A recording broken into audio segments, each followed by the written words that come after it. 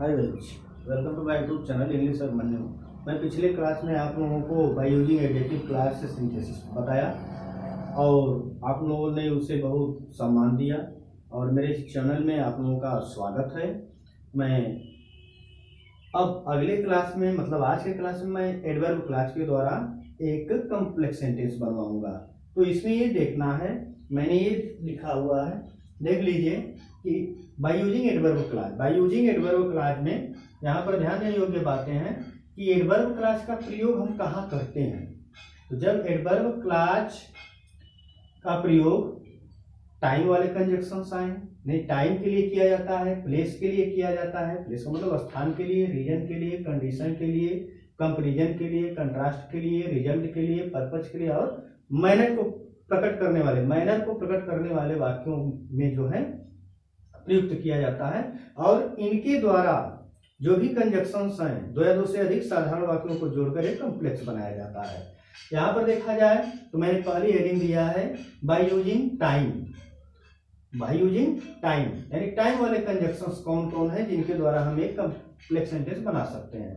तो टाइम यानी समय प्रदर्शित करने के लिए, यानी जिन दो या दो से अधिक साधारण वाक्यों में समय का बोध हो, तो इनमें से यानी इन कंजक्शंस का प्रयोग करके हम एक कॉम्प्लेक्स सेंटेंस बनाते हैं। ये इसके मुख्य कंजक्शन समय वाले कौन कौन है। टिल का मतलब जब तक कि तब तक, अनटिल मतलब जब तक कि तब तक नहीं, बिफोर पहले, आफ्टर बाद, as long as, as soon as यूं ही, सिंस से या समय के लिए क्या होता है प्रयुक्त तो होता है। तो ये सब ऐसे एडवर्ब हैं जो समय के लिए प्रयुक्त होते हैं और इनको जैसा वाक्य का भाव रहे उसका प्रयोग करके हम एक कॉम्प्लेक्स सेंटेंस बनाते हैं। जैसे यहाँ पर देख लें, separate, I waited for Ram Gopal, I waited till his arrival. देखिए इसका कॉम्प्लेक्स कैसे बना है। I waited for Ram Gopal till he arrive. I waited मैंने प्रतीक्षा किया राम गोपाल का, मैंने तब तक प्रतीक्षा किया जब तक कि वह नहीं आ गया, यानी जब तक कि वह आया तब तक मैंने उस राम गोपाल की प्रतीक्षा किया। तो ये रहा सेंटेंस। अब मैं दूसरे एडवर्ब प्लेस के लिए जाता हूं। एडवर्ब क्लॉज ऑफ प्लेस, तो ये किसको दर्शाता है, स्थान को प्रकट करता है। स्थान को प्रसिद्ध करने वाले कंजक्शंस निम्नलिखित हैं, वह दो हैं केवल, वेयर और वेयर एवर, जहां कहीं। जैसे देख लेते हैं हम, Nehru went to many places, Nehru कई स्थानों पर गए। ही वॉज वेलकम एवरीवेयर, उनका हर जगह स्वागत हुआ। तो एवरीवेयर क्या दर्शा रहा है, स्थान दर्शा रहा है। जब स्थान दर्शा रहा है तो हम इसको कंजक्शन यानी प्लेसेज, स्थान का भाव प्रकट हुआ है तो हम वेयर एवर कंजक्शन का प्रयोग करें, यानी एवरीवेयर भी आया हुआ है, हर जगह स्थान प्रकट करा रहा है, इसलिए हम इनमें से किसी एक कंजक्शन का प्रयोग करके क्या करेंगे, कॉम्प्लेक्स सेंटेंस बनाएंगे। तो नेहरू वाज वेलकम, नेहरू का स्वागत हुआ। वेयर एवर ही वेंट, जहां कहीं वह गए, यानी नेहरू जी जहां कहीं गए उनका स्वागत हुआ। अब अगली हेडिंग में मैं चलता हूं, बाय यूजिंग। अब मैं ले चलता हूं आपको by using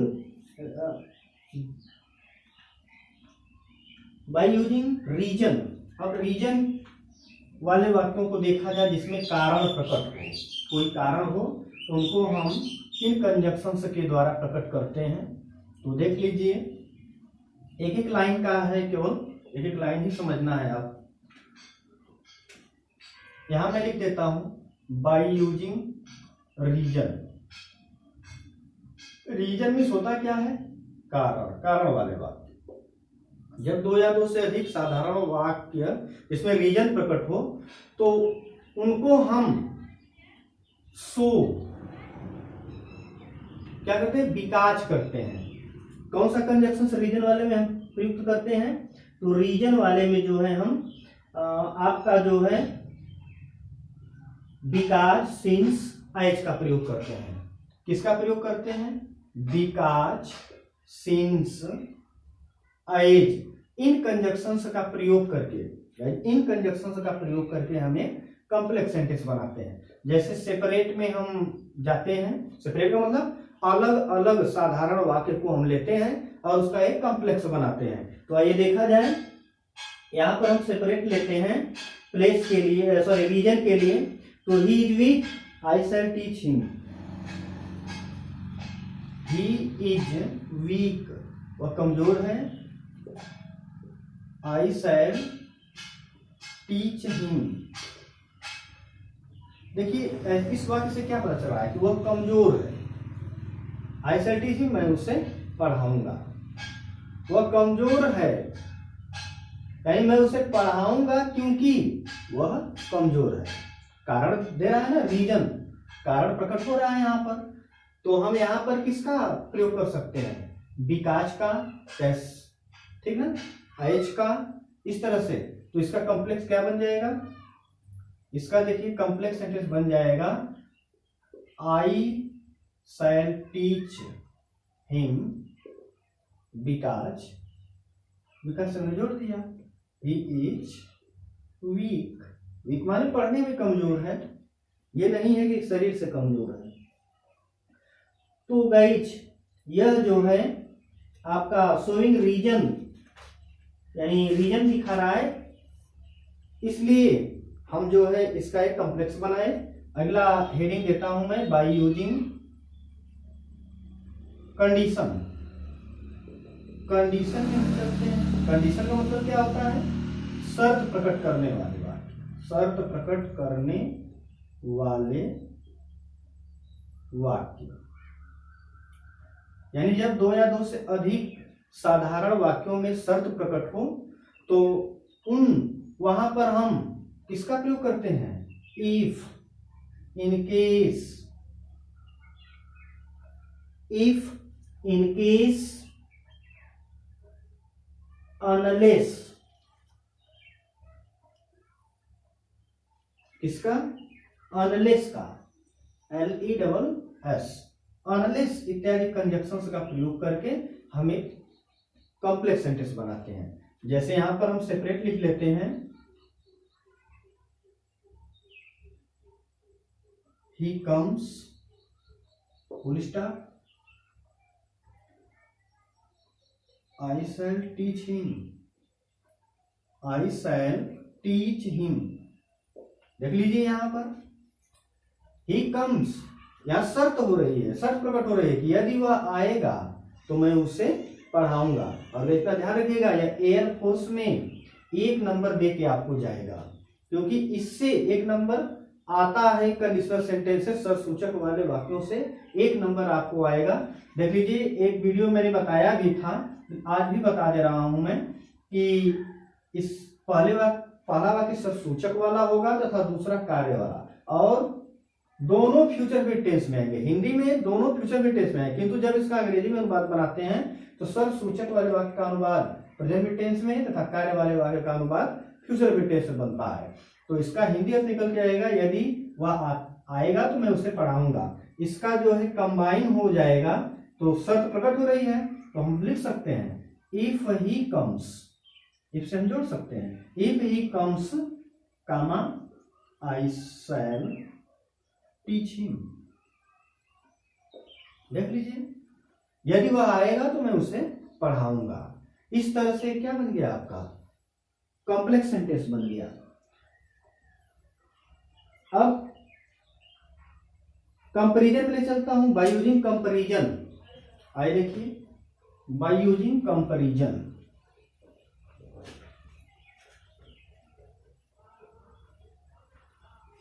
by using comparison. लेकिन आप लोग जो है इसे ध्यान से देखते रहिए।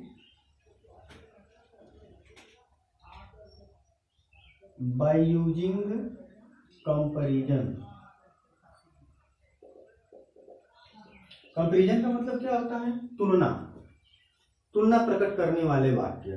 तुलनात्मक वाक्यों का हम कैसे जो है, या तुलना प्रकट करने वाले कौन कौन से कंजक्शन हैं, तो क्या है, कंजक्शंस देन है, सो है, एज है।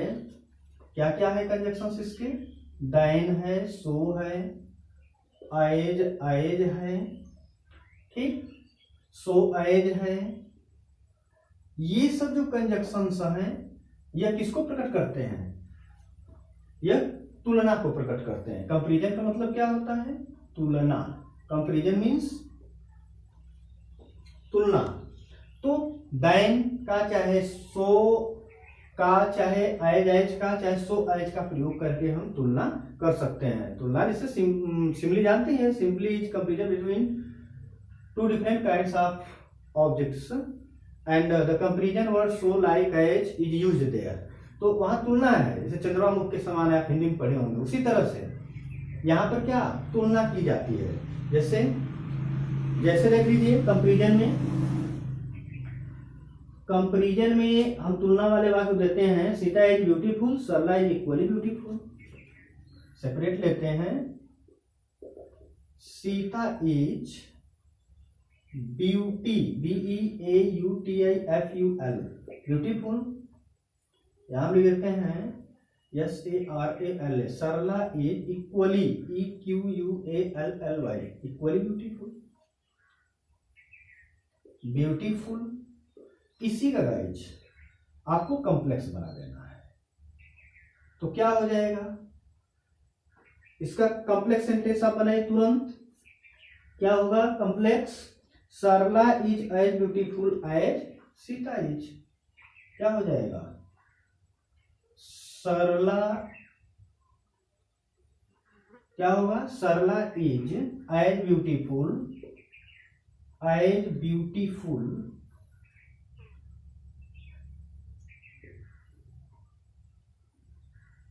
एज सीता। हम यहाँ सीता इज भी लिख सकते हैं, सीता कर दिए, कंपैरिजन हो गया। यानी Sarla is as beautiful as Sita is. देखिए सीता इज बन गया आपका तुलना वाले वाक्य से क्या बन गया, एक कॉम्प्लेक्स सेंटेंस बन गया। कंपैरिजन के लिए क्या हो गया, Sarla is as beautiful as Sita is, Sarla is as beautiful as Sita is. ये क्या हो गया आपका कॉम्प्लेक्स सेंटेंस हो गया। अब मैं चलता हूं by using contrast. By using contrast में क्या होता है, कंट्रास्ट का मतलब क्या होता है, विरोध, विरोध प्रकट करने वाले वाक्य। ठीक, जब दो या दो से अधिक साधारण वाक्यों से विरोध प्रकट हो तो उन विरोधों को हम दो या आल्दो का प्रयोग करके उनमें समाप्त करते हैं। यानी कि कंट्रास्ट वाले जो कंजक्शंस है वो कौन है, THOUGH, दो या आल्दो, दो या आल्दो, इनका प्रयोग करके हम कॉम्प्लेक्स बनाते हैं। किसमें, दो विरोधी वाक्यों को। देख लीजिए सेपरेट कैसे, साथ में बताया जा रहा है, कम समय में आप अधिक जानकारी प्राप्त कर सकते हैं। यहां पर देख लीजिए हमने लिख दिया कि ही वर्कड हार्ड, फिर क्या, he fell, he worked hard, he fell। तो इसका हमें क्या बनाना है, कॉम्प्लेक्स बना देना है। आप तो इसको जैसे चाहे वैसे कॉम्प्लेक्स बना सकते हैं। आप इस तरह लिख सकते हैं THOUGH, though he worked hard comma he fail, though he worked hard comma he fail, FAILED। इसको जिस तरह he fell although he worked hard, चाहे he worked hard although he failed, इस तरह से आप इसका कॉम्प्लेक्स आसानी से बना सकते हैं। तो गाइस ये रहा कंट्रास्ट। अब मैं नेक्स्ट टॉपिक में चलता हूं, बाय यूजिंग कंट्रास्ट के बाद purpose, by using purpose, heading दीजिए अगली, बाय यूजिंग पर्पज। हम पर्पज में चलते हैं। पर्पज का मतलब क्या होता है, उद्देश्य होता है। तो हम यहां लिख देते हैं by using purpose. Purpose means उद्देश्य, उद्देश्य ये होता है, पर्पज मीन्स उद्देश्य होता है। यानी जब दो या दो से अधिक साधारण वाक्यों में उद्देश्य प्रकट हो तो वहां पर हम किसका प्रयोग करते हैं, सो दैट कंजक्शंस का, सो दैट कंजक्शंस का, सो दैट कंजक्शंस का, ऑर्डर दैट भी होता है, ऑर्डर दैट कंजक्शंस का प्रयोग करके एक कॉम्प्लेक्स सेंटेंस बनाते हैं। जैसे एग्जांपल में हम सेपरेट ले रहे हैं, वी टेक फूड, हम भोजन करते हैं। We take food, we may live. देख लीजिए, हम इसका अर्थ निकालेंगे तो हम भोजन करते हैं ताकि जिंदा रहें। सो दैट का मतलब क्या होता है, सॉरी नॉट हटके, सो दैट एक ही में सटके रहेगा, सो दैट, ऑर्डर दैट, इस तरह से। तो क्या हो जाएगा, देख लीजिए, हम भोजन करते हैं ताकि जिंदा रहे, तो इसका कॉम्प्लेक्स क्या बन जाएगा, इसका कॉम्प्लेक्स हो जाएगा कि we take food so that, क्या हो जाएगा, वी में लिव, चाहे so that we may live, यानी हम भोजन करते हैं ताकि जिंदा रहे। ताकि शब्द में जो है आया है, ताकि इसका होता है, और सो दैट ऐसा कंजंक्शन है जिसके बाद, यह भी मोस्ट इंपॉर्टेंट है, जिसके बाद सहायक क्रिया के रूप में या माइट का प्रयोग करते हैं। शुड का प्रयोग कभी नहीं होगा। आपको क्या करेगा, यहाँ शुड लिख देगा, और शुड लिखने के बाद वही ए बी सी डी करके अंत में नो एरर करके कह देगा कि विच इज द पार्ट या विच पार्ट इज इनकरेक्ट और द फॉलोइंग सेंटेंसेस, ऐसे दे देगा। तो आप क्या करेंगे, यहाँ शुड नहीं बल्कि किसका प्रयोग होता है, मे का प्रयोग होता है। कई बार एग्जाम में पूछा है, हो सकता है कि यही जो है इंपॉर्टेंट है आपका करेक्शन के लिए, हो सकता है कि ये सेंटेंस आपको आ जाए। तो इस तरह से आप लोग वीडियो को पूरा देखिए, तभी जाके आपका यह क्लियर हो सकता है। तो सो दैट के बाद अब आ जाइए, देख लीजिए, हम चलते हैं, पर्पज हो गया। अब मैनर में, by using manner, by using manner, manner में क्या होता है, ढंग चाहे तरीका, ढंग चाहे तरीका। ढंग और तरीका वाले कौन कौन से एडवर्ब होते हैं, जैसे इसमें एज, सो फार एज, एज होता है या सो फार एज होता है, ये दो कंजक्शंस होते हैं मैनर में। जैसे आप मैनर जानते हैं, वो ऐसा चलता है मानो कि कोई राजा है, तो क्या हो रहा है, एक तरह से तुलना भी इसमें हो रही है, और प्लस उसके मैनर के बारे में वर्णन किया जा रहा है कि वो ऐसे चलता है, वो ऐसे बोलता है जैसे कि हमारे माननीय प्रधानमंत्री जी बोलते हैं। तो क्या किया जा रहा है, उनके मैनर को बताया जा रहा है, ढंग को बताया जा रहा है।